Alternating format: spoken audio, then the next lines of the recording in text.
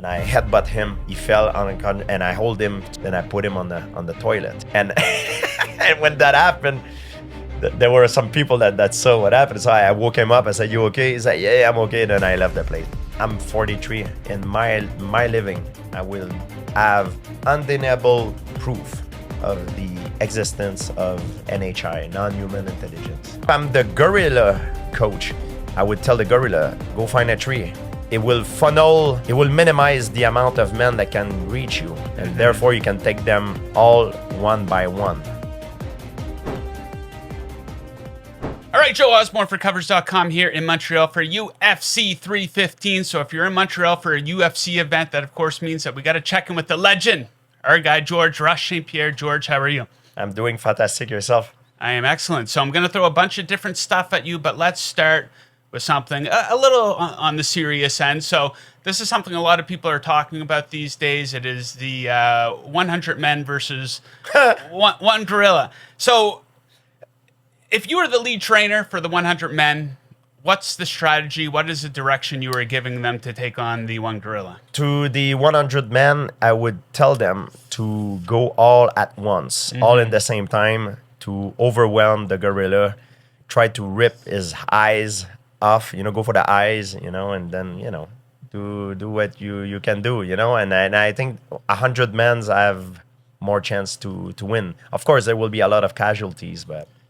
Yeah, you can't hold back. And if I'm the gorilla coach, I would tell the gorilla, go find a tree, climb a tree, so it will minimize the amount of men that can reach you, and therefore you can take them all one by one when they try to climb the tree to get to you. Yeah, there'd be a lot of casualties. Like the Spartan did at Thermopylae. During the battle, you have to yes. narrow down the corridor. Yes. You fight only one guy at a time. That would be the best chance for the gorilla. Okay, it's a great debate. I have another follow-up to that later on in the interview. But like I said, I have a bunch of different stuff to talk to you about. So the UFC is back in Montreal. It's been a minute since the UFC has been in Montreal. You, of course, were a big part of many events here. What is your absolute favorite singular memory of fighting here in Montreal? Well, it's the victory. When you win a fight, especially in your hometown, there's nothing like it. I mean, the feeling of victory is something that I cannot describe. And however, the bigger the risk, the bigger is the reward. And when you talk about the risk, it comes with the stress, the nerves, the fear, and it's hard to get through it. Okay, so what's the biggest advantage of fighting at home? You get to sleep in your own bed, and what are some of the bigger disadvantages? Are a lot of people bugging you for tickets and stuff like that? So the advantage is that you're in your environment, even though your environment changed because it's full of fans, coming from all around America, and US, Canada, because they want to come see you fight. But yeah, you can sleep in your own bed. However, I always slept at the hotel because I want it to be like another fight, like another normal fight. That's the good thing. The restaurant, the good spot. The bad thing is that it becomes an emotion problem because you're fighting at home. Emotion kicks in, and you have the tendency to try to do too much, which could lead to a mistake. And that's why I'm in the corner of Aiemann Zahabi this weekend for his fight. And I think one of my role is to make him remember that it's just another fight. Even though he's fighting Jose Aldo, one of the greatest of all time, and he's fighting at home, don't try to do too much. Just be who you are, and that's enough, to win. Okay, so let's talk UFC 315 here. You were, of course, I don't think it's much of a debate. I know you're a modest guy, but you are the welterweight GOAT. This is your weight class. You were the king of this division for a very long time. Now Belal Muhammad is the king of this division. What is your assessment of him as a fighter and the champion right now?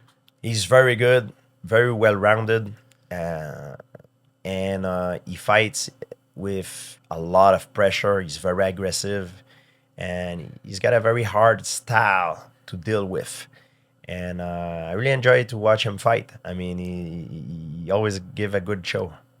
So what do you think? He's a pretty big favorite. He's minus 190 over at Bet99 against JDM. Not a lot of people giving JDM a shot here, though. A lot of people point to the wrestling advantage that Bilal Muhammad will most likely have in this fight. What do you think a path to victory for JDM could be in this fight? Hit him cleanly when he's on the way in. That's his chance, to use his. He's very good. He's got very good hands. Yeah. Very good with scramble on the ground. However, I think in the takedown department, Bilal Muhammad has a clear advantage. I think the advantage that Jake has is to try to cut Bilal Muhammad in the timing when on the way in, with something that he doesn't see coming and hit him cleanly. That's I think how he can win. Bilal Muhammad, on the other hand, I believe he's more complete. He has more ways to win the fight, and he always put a relentless pressure on his opponent that makes them fight on their heels. I think that's what he needs to do to win and to bring the fight also near the fence. He's very good at fighting against the fence, and it's going to be an interesting matchup.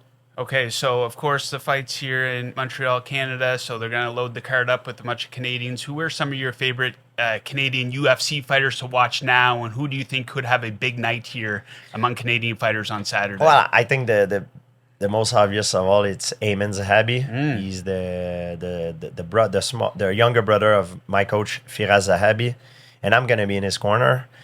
As I mentioned before, but also there Mike Malott. There's Barrio. There's tons of guys. All of them has a chance to shine tonight. Tonight on Saturday night.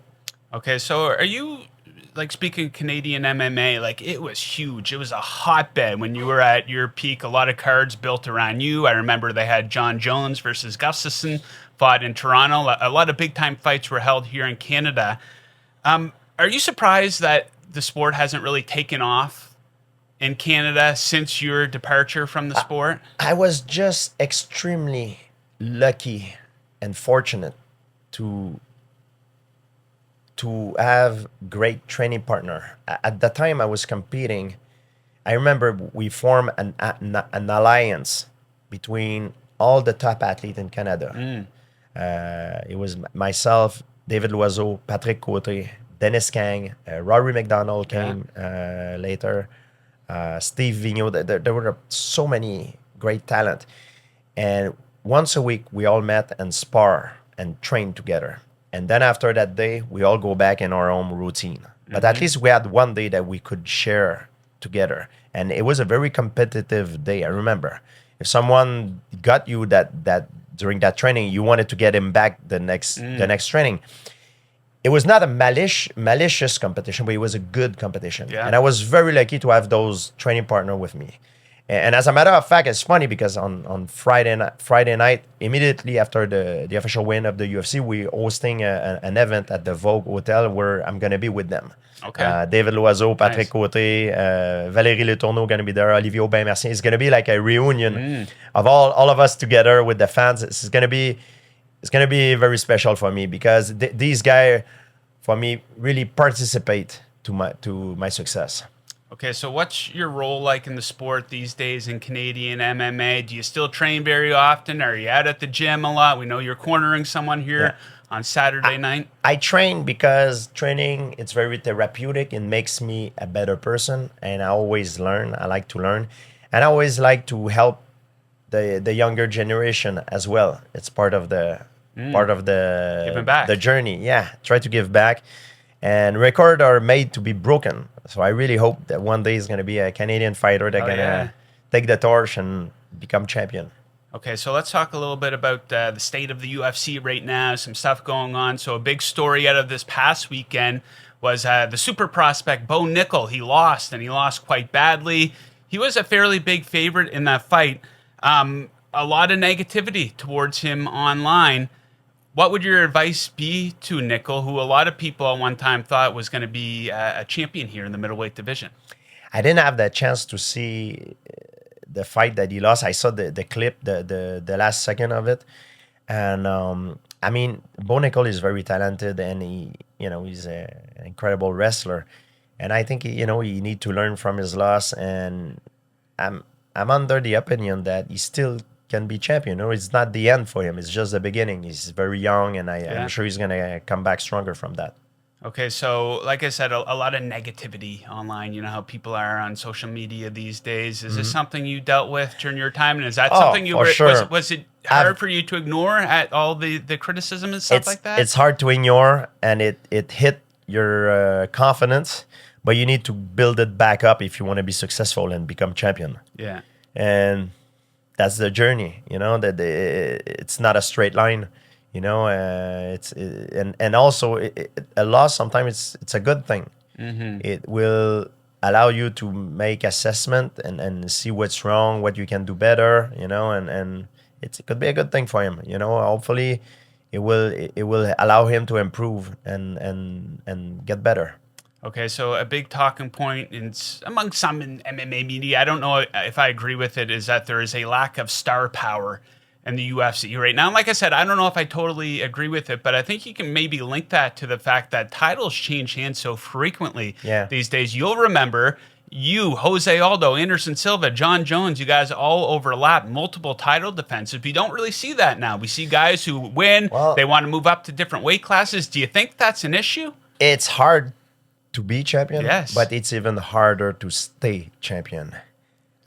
We have guys that are there now that I think they could stay there for a long time. We have Tuporia. He just became champion.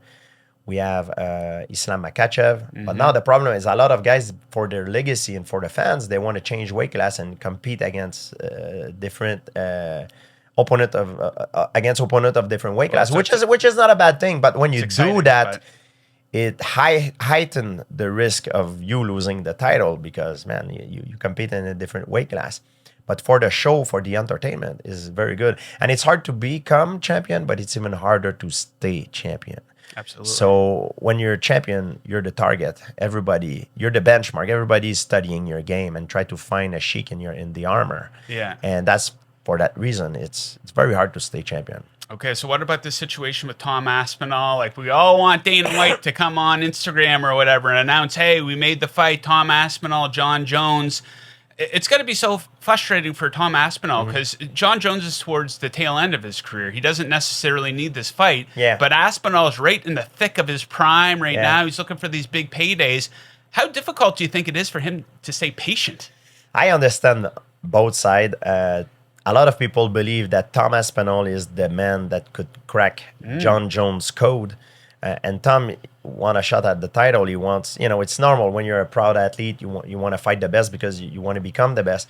And on John Jones' side, I mean, you cannot argue. John Jones, in terms of legacy, is the best that ever is. Like his accomplishments are unbelievable, and you want to be compensated the right way. So I believe it's a negotiation strategy on John Jones' part to try to ride the wave a little bit as long as he can, but it's frustrating on the other side for the rest of the roster that want that it keeps moving. So I understand both sides, and I just hope as a fan that this fight comes to fruition. It would be amazing. Okay, so the UFC and MMA, this is a sport that's been growing extremely rapidly. When it first started, guys were more one-dimensional. Now everyone has multiple skill sets. It wasn't even legal in New York once upon a time. You remember that. But now it's right up there with the big-time professional sports leagues, and now they're in a situation where we might see them move to Netflix. Like, there's a lot of stuff going on. What do you think the sport and the UFC will look like 10 years from now? It's a good question. I mean, it's going to keep getting bigger and bigger. I think there is not a lack of star power. It's just that there's shows every week now. So and there's a lot of good guys, very charismatic guys. A lot of guys like Tuporia, Islam Makachev, they're so different. Then you have Aspinall, John Jones still there. All these guys, they all have different different character. They're so different from each other, which is good. You know, Yeah. it's a mix of different culture and everything. It's great, and I love it. I love to see it. At what period of your career would you say that you were the most happiest and the most in love with what you were doing? When I retired, Oh, really? Okay. yes, yeah. When I retired, I realized how much I loved it because I didn't have any stress. Um, I never liked to fight. I loved to win, but the ex- the waiting part, the preparation for the fight, it's just unbearable. The stress, the fear, the it's so hard to deal with. And what takes the most out of me is the emotional part. And as much as I liked it, because when you win a fight, you realize that everything you did, all those sacrifices were worth it. But man, it takes a lot out of you. So when I retired, I realized like I was at my most happy stage in terms of happiness. If you could only train one martial art, what would you choose and why?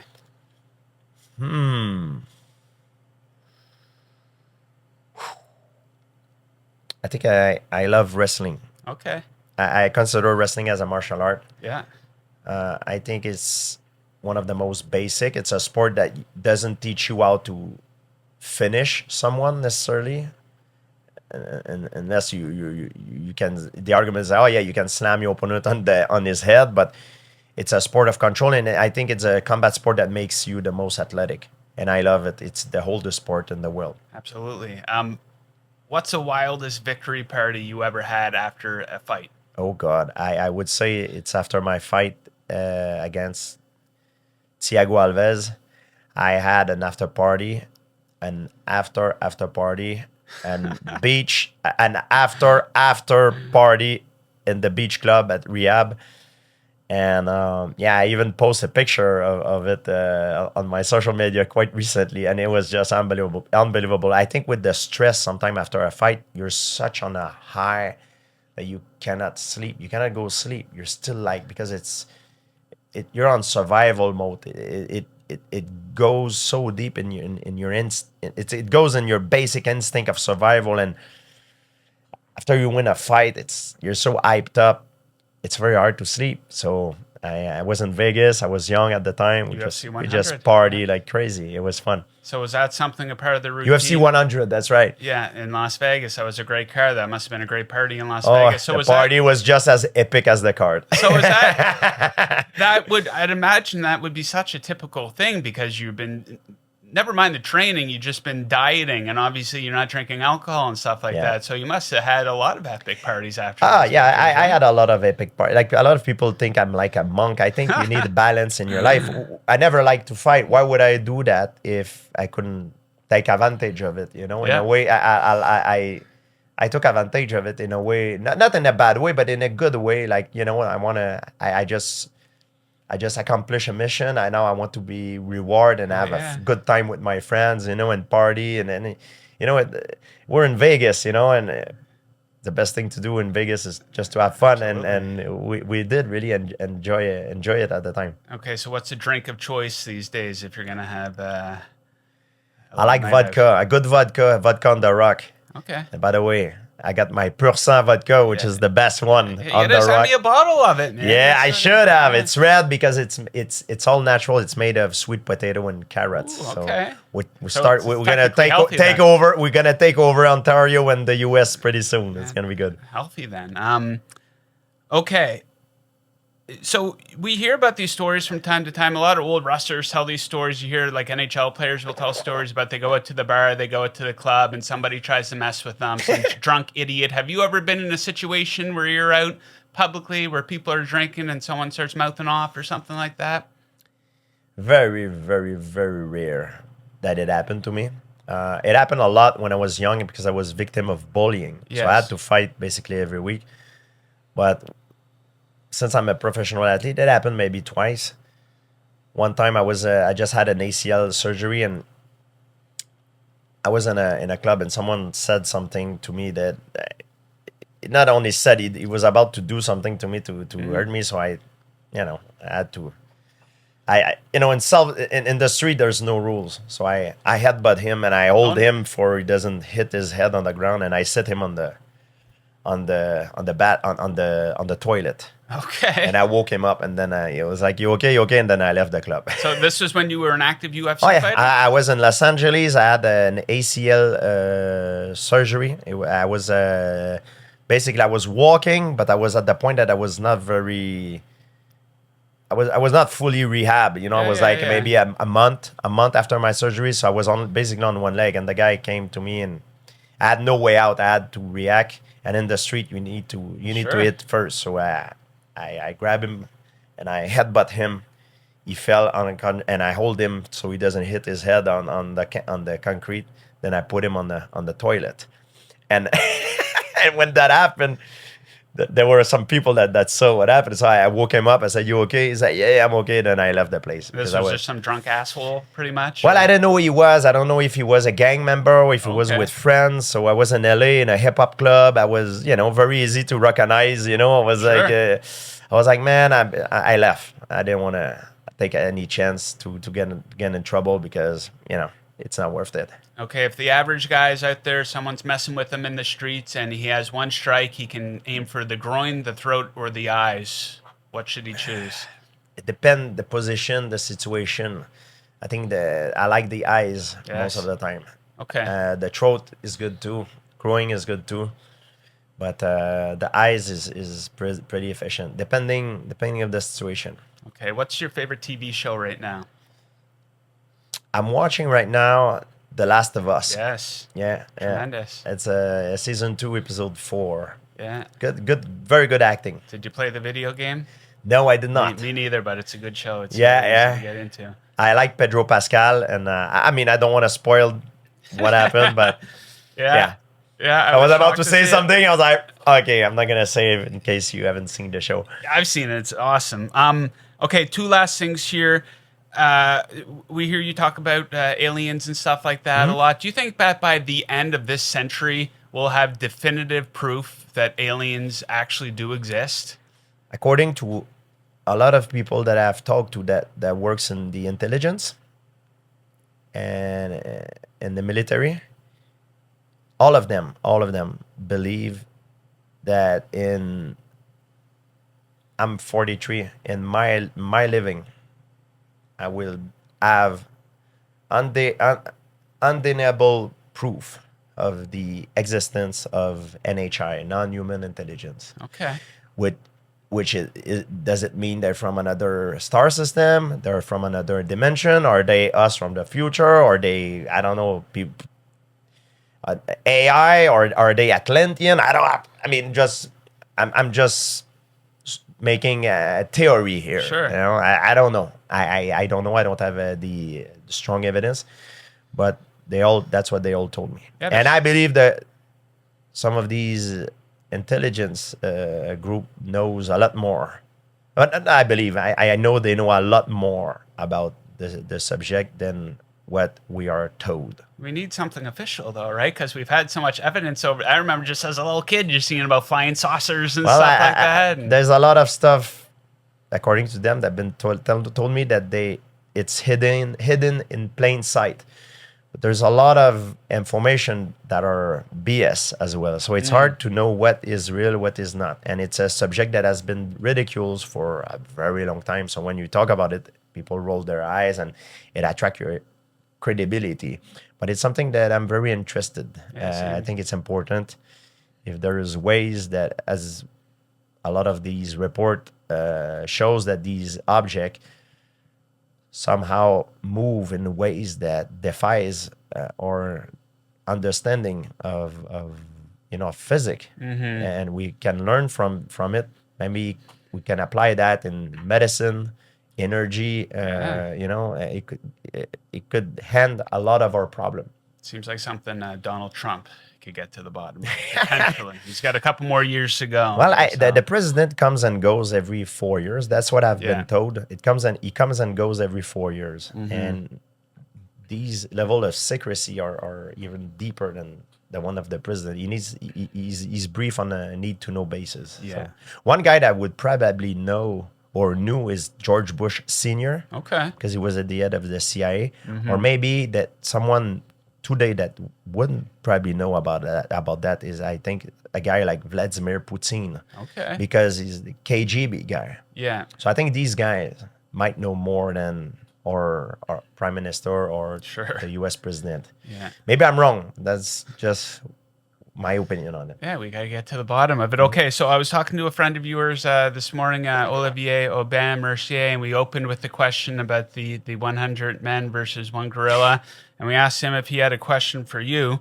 And I got it queued up on the phone here. Let me play it for you. Hey GSP, I have a question for you. I would like to know who's gonna win, a T-Rex or 100 men with a rope. Tell me. With a rope? They got a rope, yeah. Man, a Tyrannosaurus Rex was a different level. I mean, I think 100 men with only a rope. I think the T-Rex. How many men do you think it would take, though, to take down a T-Rex? Man, I'm thinking maybe 1,000, I guess. I have no idea, man. A T-Rex is a different... You shorted that too much with the 100. It's just a different level. Now, you talk about a gorilla and a T-Rex, it's a massive jump. Like, I don't see any man... Yeah. How can men could beat a T-Rex if they have access to technology. Yeah. But without it, I have no idea how it can be done. Yeah. All right, George, we'll leave it at that. Great conversation today, talking Canadian MMA, aliens, T-Rexes, a little all over the map. I like here. when you ask me stuff about UAPs, and by the way, it's not UFO anymore, it's UAP. Unidentified. Anomalous phenomenon, because they have, according to the report from the military report, some of these things have been spot and detect by very sensitive equipment under the water. Is that right? It comes out of the water, comes in the air, stratosphere. So they call it transmedium.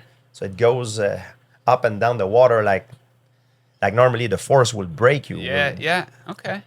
Apparently, it doesn't apply to these things, according to the report. And maybe more. You can read it. I mean, people are gonna roll their eyes. I mean, it's available online. The Pentagon has declassified a bunch of these documents. You can read for yourself. Yeah, it's very interesting. Very, very interesting. And even Obama, even Trump, a lot of the leaders have come public with this. It's true. We don't know what it is. Where there's smoke, there is fire. So maybe we don't know. By the next time I talk to you, we'll have some more information. So I do look forward to catching up with you later on in the year. A lot of big fights coming up here this summer. So we'll chat with you then. Yes, sir.